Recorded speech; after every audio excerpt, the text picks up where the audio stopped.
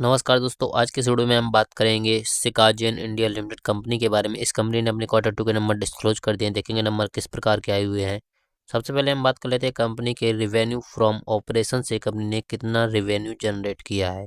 अगर पिछले साल के रिवेन्यू की बात करें तो कंपनी ने यहाँ पर जनरेट किया है 180 करोड़ का रिवेन्यू। पहले ही बता देता हूँ मैं आपको, यहाँ पर जितना भी डाटा दिया हुआ है वो सारा लाख्स पे दिया हुआ है। तो डाटा रीड करते समय हम इसे करोड़ पे कन्वर्ट करेंगे, उसके बाद डाटा हम रीड कर रहे हैं। तो 180 करोड़ पिछले साल का रेवेन्यू है। और पिछले क्वार्टर का देखें तो पिछले क्वार्टर का रेवेन्यू है 232 करोड़। और इस क्वार्टर का रेवेन्यू देखें तो घटकर हो गया है रेवेन्यू 197 करोड़।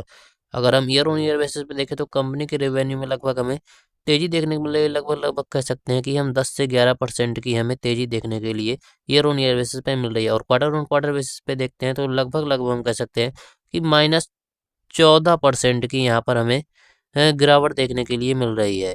तो क्वार्टर ऑन क्वार्टर पे अच्छी खासी हमें तेजी देखने को मिलती है, जबकि ईयर ऑन ईयर पे जब ईयर ऑन ईयर बेसिस पे हमें अच्छी खासी तेजी देखने के लिए मिल रही है, जबकि क्वार्टर ऑन क्वार्टर बेसिस पे हमें रेवेन्यू में गिरावट देखने के लिए मिल रही है। अब बात कर लेते हैं कंपनी के एक्सपेंसेस की। तो कंपनी ने खर्चे कितने किए हैं। अगर पिछले साल खर्चों की बात करें तो कंपनी के पिछले साल खर्चे थे 180 करोड़ के लगभग, और पिछले क्वार्टर में खर्चे देखें तो बढ़कर हो गए थे 227 करोड़। और इस क्वार्टर में देखा तो कंपनी ने थोड़े से अपने खर्चे कम किए हैं, 194 करोड़ के खर्चे हो गए हैं। अगर हम ईयर ऑन ईयर बेसिस पे खर्चे देखें तो खर्चे बढ़े हुए हैं, और क्वार्टर ऑन क्वार्टर बेसिस पे देखते हैं तो कंपनी के खर्चे थोड़े से कम होते हुए हमें दिखाई देते हैं।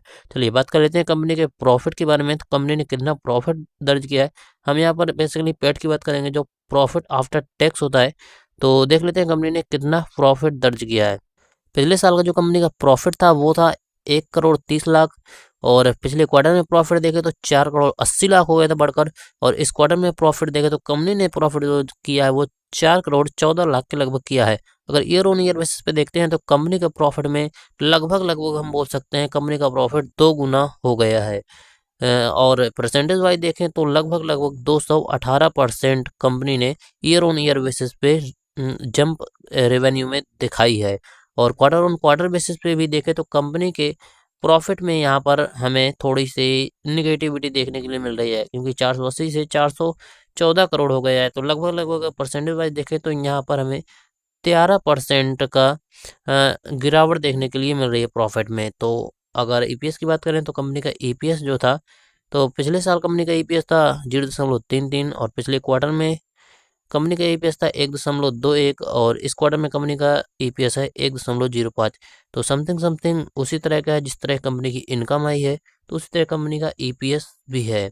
तो अगर मैं समराइज करूं कंपनी के नंबर्स को, तो कंपनी के नंबर उतने खास नहीं है। अगर पिछले साल से कंपेयर करें तो पिछले साल से कंपनी के नंबर बहुत ही लाजवाब है, क्योंकि पिछले साल से और इस साल में कंपनी के रेवेन्यू में लगभग लगभग 2 गुना का जंप देखने के लिए मिल रहा है।